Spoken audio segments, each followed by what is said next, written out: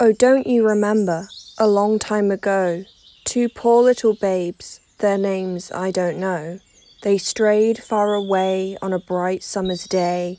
These two little babes got lost on their way. Refrain, poor babes in the wood, poor babes in the wood.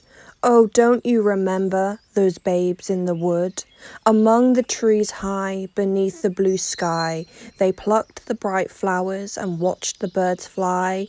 Then on blackberries fed and strawberries red, and when they were weary, we'll go home, they said. Refrain. And when it was night, so sad was their plight, the sun it went down, and the moon gave no light. They sobbed and they sighed, and they bitterly cried, and long before morning they lay down and died.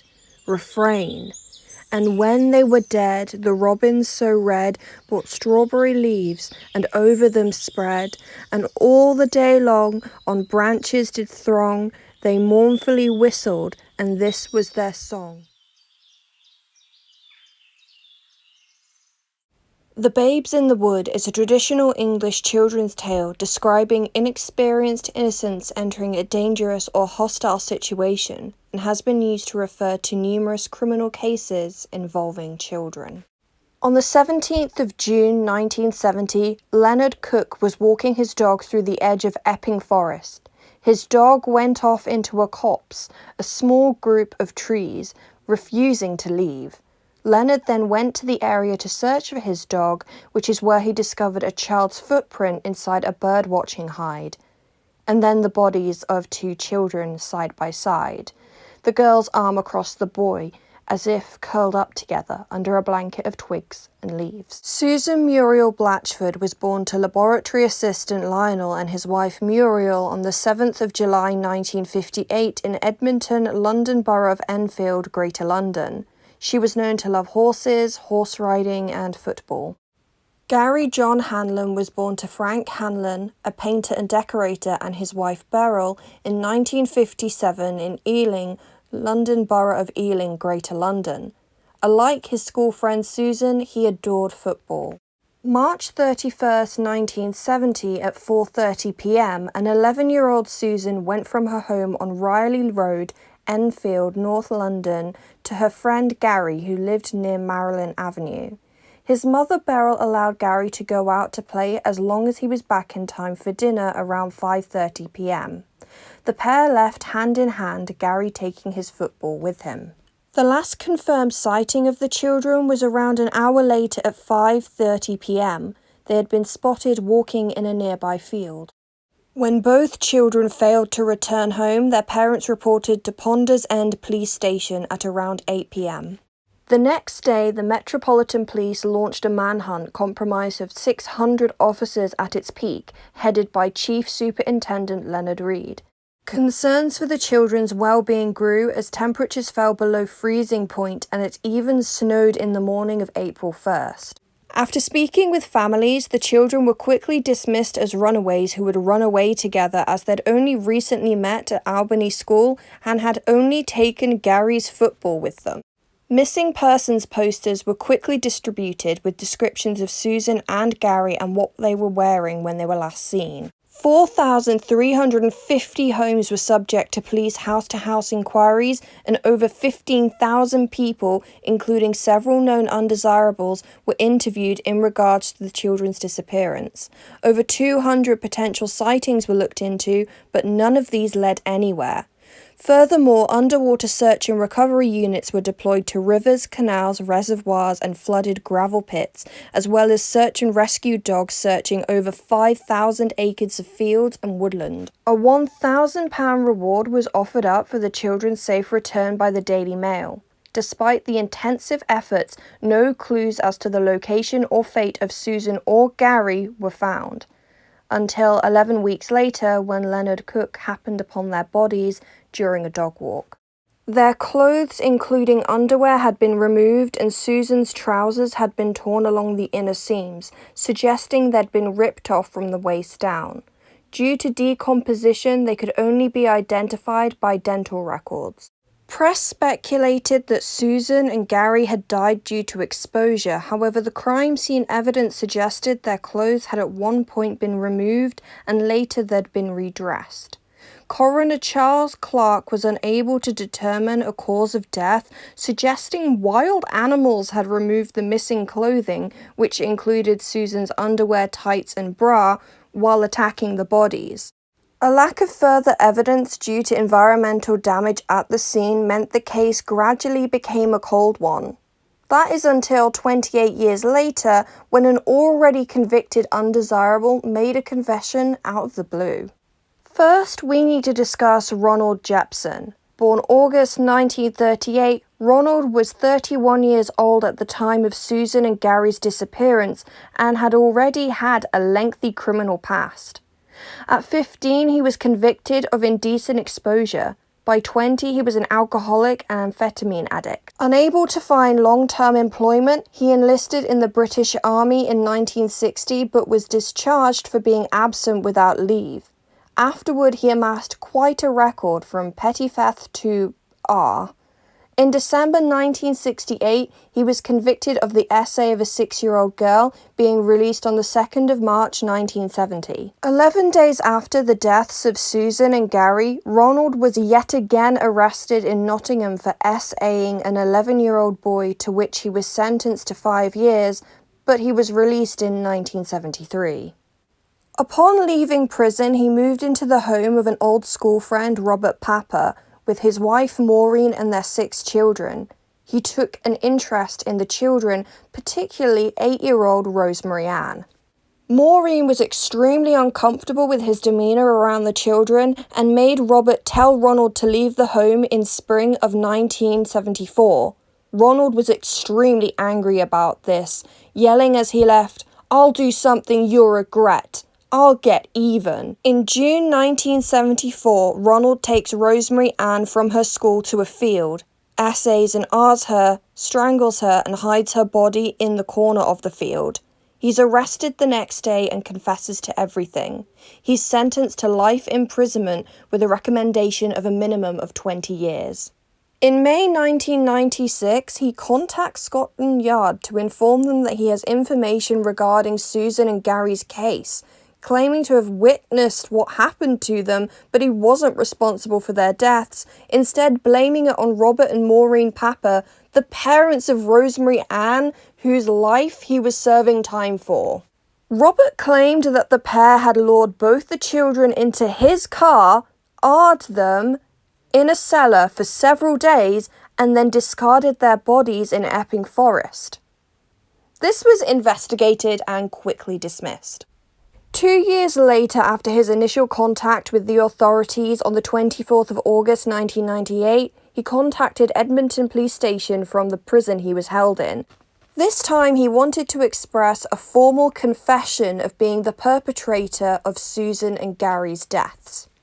According to Ronald, early in the evening of the 31st of March 1970, he had encountered the pair as he drove home from a job interview. He lured them into his vehicle and drove them out to the cops.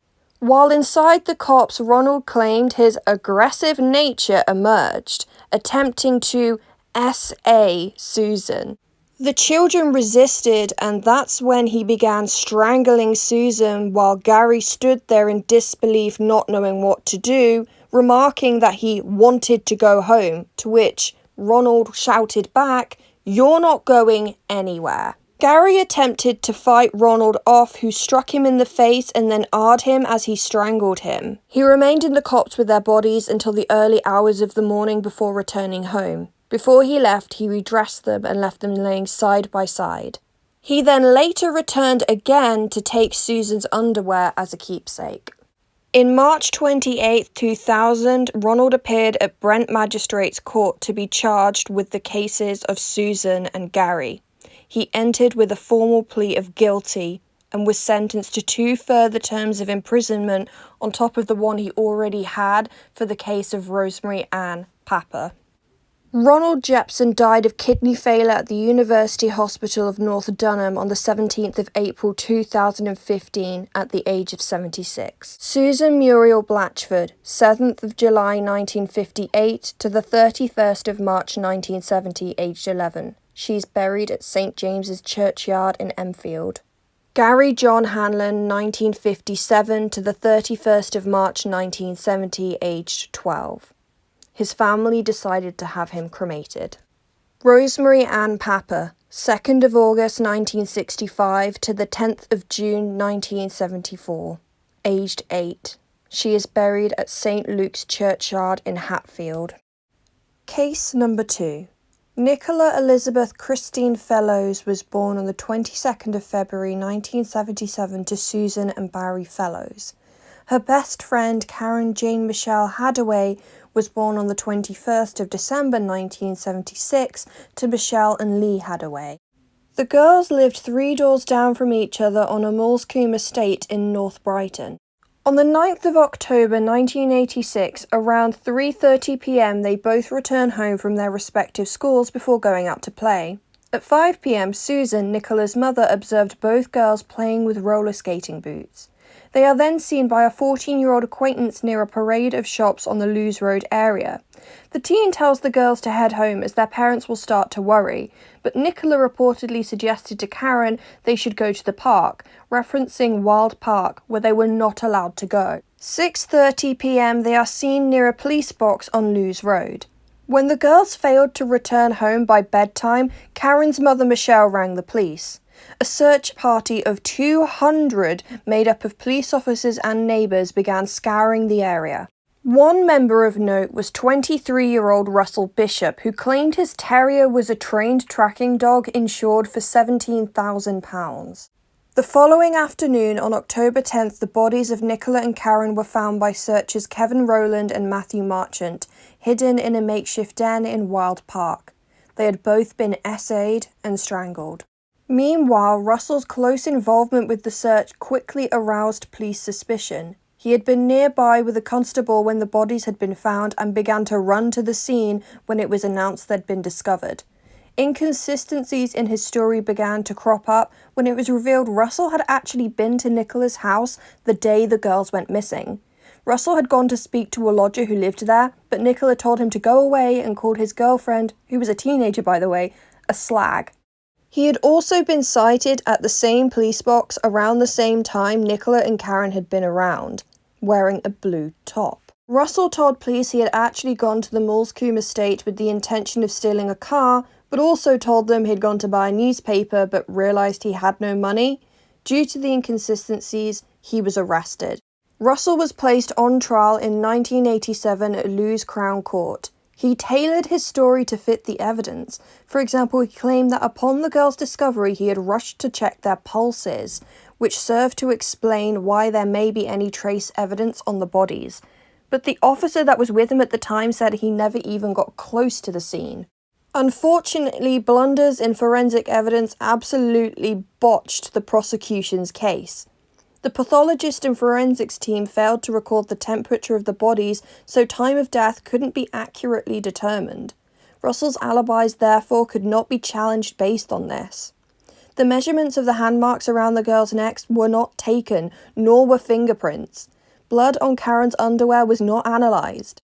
A key piece of evidence was a blue sweatshirt that, while Russell denied owning, his girlfriend Jennifer Johnson stated was his. However, at the trial she changed her story and claimed to the jury she had never seen the top before. After 2 hours of deliberation, the jury concluded Russell was not guilty and he was acquitted. Russell sold his story about being a wrongly accused person to the News of the World for £15,000. Russell was, however, convicted of the kidnap, essay and attempted deletion of a 7-year-old girl in Whitehawk in December 1990. He was sentenced to at least 14 years before being eligible for parole.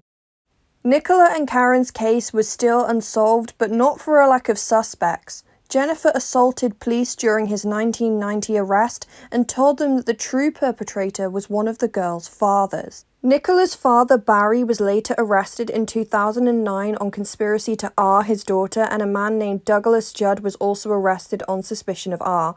Both men were later released without charge. However, in August 2012, Roy Green at Eurofins Forensic Services was asked to re-examine evidence and found there was a 1,000,000,000 DNA match to Russell and the blue top, and a taping on Karen's left forearm also had his DNA. May 2016, Russell is removed from his cell at Franklin Prison in County Durham and taken to a local police station where he was subsequently arrested for Nicola and Karen's case. December 2017, the Court of Appeal ordered the quashing of the 1987 acquittals, calling for a second trial which took place at the Old Bailey on the 15th of October 2018. He pled not guilty and yet again suggested Barry was to blame. Due to overwhelming DNA evidence, he was found guilty on the 10th of October 2018, receiving 2 life sentences with a minimum of 36 years. After 32 years of waiting, Nicola and Karen finally had justice. In October 2021, Russell was diagnosed with brain cancer.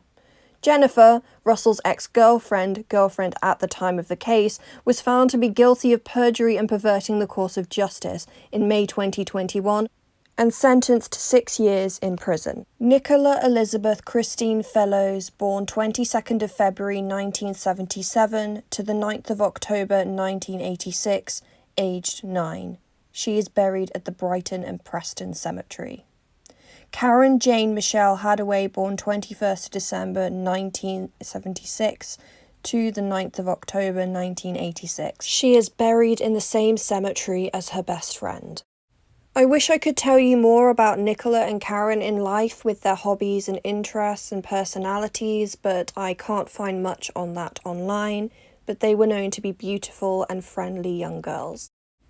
These are the 2 UK-based cases that have been referred to as the Babes in the Wood. There are actually 2 other cases in Canada and the USA. Let me know if you would like me to cover those in the future. I'm wishing the families all the best of healing.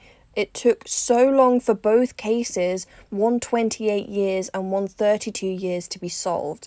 I'm happy they finally got justice and answers in the end, and all my love to them. There's nothing that I can say or do that will bring their children back. I hope this was an informative video. I hope I did the video justice, and I will see you guys in the next one. Bye.